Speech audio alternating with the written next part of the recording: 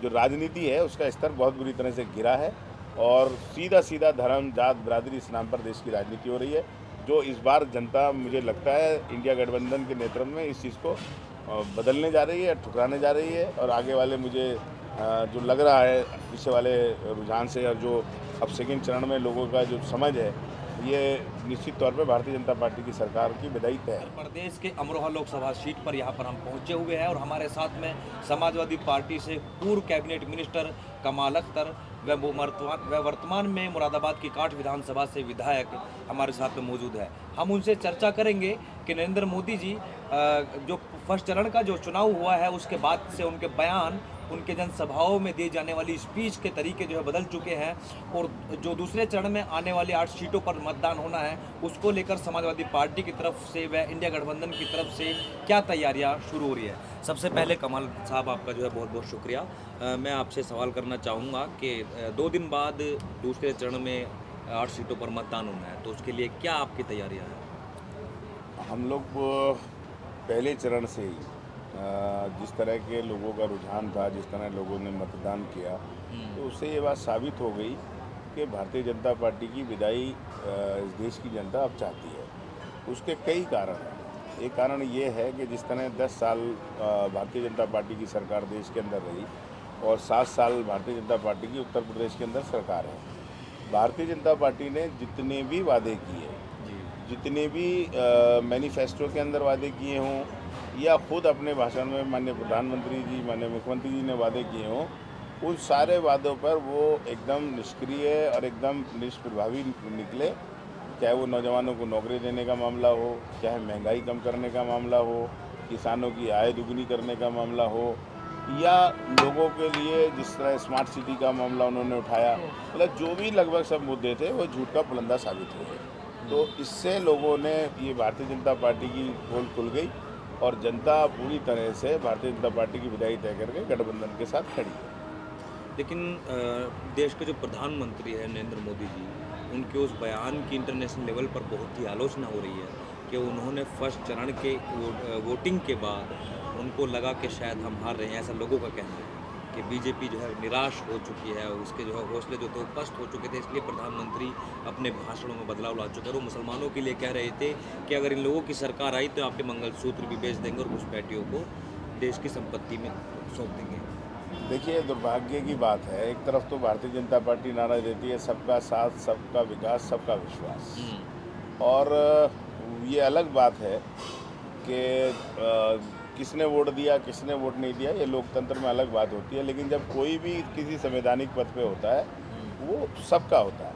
आज देश में मोदी जी प्रधानमंत्री हैं, वो मैं ये कहने लगूँ मेरे प्रधानमंत्री नहीं है, मैं समाजवादी पार्टी का हूँ, तो ऐसा नहीं है, वो मेरे भी प्रधानमंत्री हैं। वो इस देश के हिंदू, मुसलमान, सिख, ईसाई, किसी भी जात धर्म का व्यक्ति है, वो सबके प्रधानमंत्री हैं। तो मेरा कहने का मकसद ये है, अगर देश के अंदर एक वर्ग का विकास होगा, एक वर्ग का विकास नहीं होगा, तो उससे देश पिछड़ेगा। एक तरफ तो विश्वगुरु बनाने की हम लोग बात करते हैं और एक तरफ दूसरे एक विशेष वर्ग को लेके इस तरह की भाषा बोली जाती है जो कि शोभा नहीं देती, नहीं बोलनी चाहिए।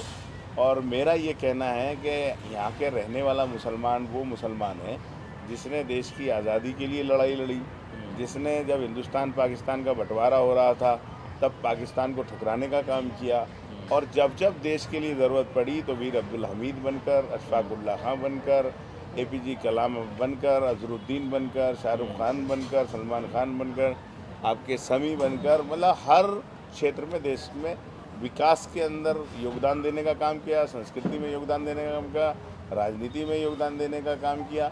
मुसलमानों ने अपनी भागीदारी की है। तो मेरा कहना सिर्फ ये है, ये देश जब ही आगे बढ़ सकता है जब वही सोने की चिड़िया वाला हिंदुस्तान, जहाँ हिंदू, मुसलमान, सिख, ईसाई प्यार मोहब्बत से रहे। तो जहाँ तक सवाल है, सरकार कांग्रेस पार्टी की रही हो, समाजवादी पार्टी की रही हो या किसी की भी रही हो, तो कोई भी सरकार है वो किसी एक विशेष वर्ग की बात करेगी तो उसकी निश्चित तौर पर आलोचना ही होगी। लेकिन आप जो है यहाँ पर मुसलमानों की कुर्बानियाँ गिनवा रहे हैं।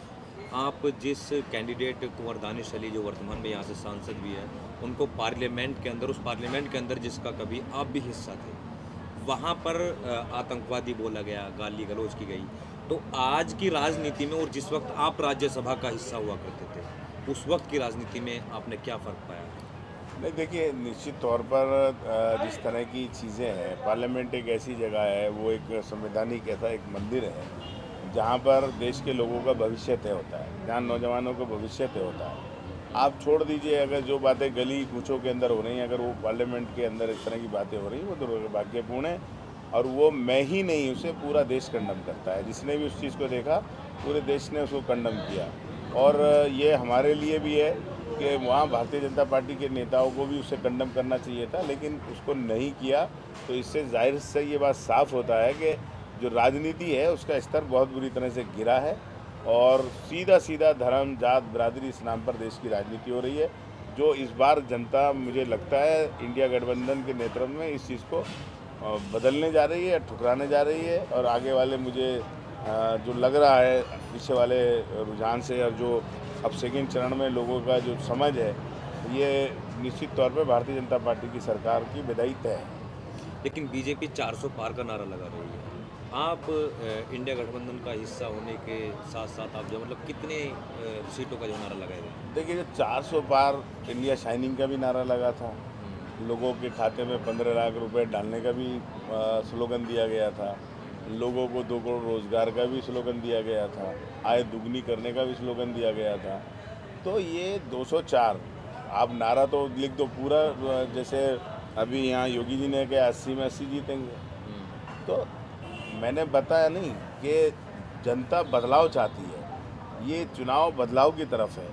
और मैं आपको दे रहा हूँ, 4 तारीख में जब रिज़ल्ट आएगा तो जनता ने जो चाहा, जो 2014 में जिस तरह से ये उत्तर प्रदेश से आए थे देश के अंदर, 2024 में उसी तरह से उत्तर प्रदेश के ज़रिए ये देश से बाहर चले जाएंगे। लेकिन कमाल साहब, बीजेपी लगातार ये कह रही है कि समाजवादी पार्टी अपने कैंडिडेट बदल रही है। अब खबर आ रही है कि कन्नौज से भी प्रत्याशी बदला जाएगा। वो कह रही है कि हार पहले स्वीकार कर लेंगे लोग, इनके पास कैंडिडेट नहीं है। अब देखिए, ऐसा है ना, अब भारतीय जनता पार्टी के अंदर क्या है, कौन कैंडिडेट होगा, कौन नहीं होगा, हर एक सिस्टम, एक बॉडी है भाई, एक संसदीय बोर्ड है। संसदीय बोर्ड जो तय करता है, उसी के अकॉर्डिंग कैंडिडेट आगे चलता है। तो कई दफ़ा ऐसा होता है कि लास्ट मोमेंट पे कैंडिडेट बदले जाते हैं। अब ऐसी भी स्थिति आई है कि मतलब टिकट देने के बाद, उसके बाद समय रहते हुए भी चेंज किए गए हैं। ये पार्टी के इंटरनल मैटर हैं। कई जगह इक्वेशन के हिसाब से, कहीं जातिगत समीकरण के हिसाब से कैंडिडेट तय किए जाते हैं। तो ये पार्टी के इंटरनल मैटर है, तो इसमें बीजेपी को डरने का क्या सवाल है? हाँ, ये सभी दलों में होता है और हमने ये भी देखा कि बीजेपी के तो कई प्रत्याशियों ने टिकट मिलने के बावजूद लौटा दिए थे। बिल्कुल, अभी आपने बंगाल के अंदर देखा, कई जगह होता है। हर पार्टी का अपना इंटरनल मैटर होता है, जातिगत समीकरण होता है, सभी लोगों को प्रतिनिधित्व देने की बात होती है। तो इसलिए ये चीज़ बदलाव होती है। तो उसमें कोई ऐसा तो है नहीं कि किसी के पार्टी के प्रत्याशी बदलने से बीजेपी या किसी और पार्टी का कोई उसमें लेना देना है, कोई नुकसान या फ़ायदा है। ये तो अब बीजेपी अगर कहीं कोई कैंडिडेट बदलने लगे, अब बीजेपी ने वीके सिंह जी का टिकट काट दिया, कोई पूछे क्यों काट दिया आपने वरुण गांधी जी का टिकट काट दिया, कोई पूछे जी आपने क्यों टिकट काट दिया उनका। तो अब उनकी पार्टी के अंदर मैटर रहा होगा, जो भी मैटर है। तो इसी तरह समाजवादी पार्टी भी कर रही है। और जो पीडीए है ना, जो समाजवादी पार्टी ने एक वो बनाया है, तो ये इंडिया गठबंधन के साथ मिलकर पीडीए ही इसको देश से बाहर निकालने का काम करेगा, भारतीय जनता पार्टी। तो प्रधानमंत्री लगातार उत्तर प्रदेश आ रहे हैं, कह रहे हैं कि योगी जी का बुलडोजर मॉडल है, विकास हो रहा है। तो क्या ये सब असर पड़ेगा चुनाव में? देखिए, मैंने क्या कहा, जब कोई प्रधानमंत्री या मुख्यमंत्री किसी बात को बोलता था तो उसके माने होते थे। लोग उसको मतलब मुख्यमंत्री या प्रधानमंत्री की ज़बान से बोली गई बात को एक तरह से एक बहुत बड़ा वचन मानते थे। प्रधानमंत्री जी आए, मैंने नहीं कहा कि हर साल 2 करोड़ नौजवानों को नौकरियां देंगे। 2 करोड़ नौजवानों के हिसाब से 10 साल सरकार हो गई तो 20 करोड़ नौकरियां होनी चाहिए। 20 करोड़ को पूरे हिंदुस्तान में आप बांट दीजिए। तो आपने सूबा उत्तर प्रदेश सबसे बड़ा है, तो कम से कम 5-6 करोड़ हमें मिलनी चाहिए। 80 ज़िलों में बांट दो उनको, तो हर ज़िले के अंदर कम से कम जो है 6-6 लाख 7-7 लाख नौकरी होनी चाहिए। ज़िलों में बांट दो तो हर गांव में 100, 150, 200, 500, 600 नौकरी मिलनी चाहिए। आप जाइए ना, सर्वे करिए। उन्होंने कहा था 100 दिन में महंगाई कम कर देंगे। मैंने थोड़ी कहा था, प्रधानमंत्री जी ने खुद कहा था भाषण के अंदर कि 100 दिन में महंगाई कम कर देंगे। क्या डीजल सस्ता हो गया? क्या गैस ठंडी सस्ती हो गई? क्या खाने का सामान सस्ता हो गया? महंगाई चरम पर है, गरीब आदमी भूखा मरने के कगार पे है। तो अब ये जुमलेबाजी चलने वाली नहीं है। कमाल साहब, आप कह रहे हैं कि इंडिया गठबंधन मजबूत है, मजबूती से चुनाव लड़ रहे हैं, जीत हमारी होगी, लेकिन सूरत में हमने देखा कि चुनाव से पहले ही बीजेपी का उम्मीदवार अनकोट जीत जाता है, ना तो कोई इंडिया अलायंस का उम्मीदवार उनके सामने टिक पाता है। जो निर्दलीय थे वो भी अपना नॉमिनेशन वापस ले लेते हैं। मतलब ये तो कोई मौका ही नहीं है। नहीं, आपने तो एक चीज़ ये भी देखी होगी कि केजरीवाल जी को जेल भेज दिया गया, हेमंत सोरेन को जेल भेज दिया गया। आपने ये भी देखा होगा कि गोवा के अंदर किसी को बहुमत मिला, जहाँ बीजेपी की एक सीट आई वहाँ पे भी बीजेपी ने सरकार बना ली। महाराष्ट्र के अंदर भी घड़ी खरीद ली। आपने देखा देश के अंदर कितनी जगह सरकार तोड़ के यहाँ भी हैंडपम्प चुरा लिया हमारा। तो ये तो चल ही रहा है। मतलब आप जयंत चौधरी जो एनडीए में गए हैं, आप ये कह रहे हैं कि हैंडपंप हमारा चोरी हो गया है? मेरा कहने का मतलब ये है कि एक आदमी हमारे गठबंधन के अंदर है, कोई तो मजबूरियां रही होंगी, कोई यूं ही बेवफा नहीं होता। लेकिन हैंडपंप का हमको दाम मिला है ना। मैंने ये कहा ना कि हैंडपम्प चुरा लिया हमारा।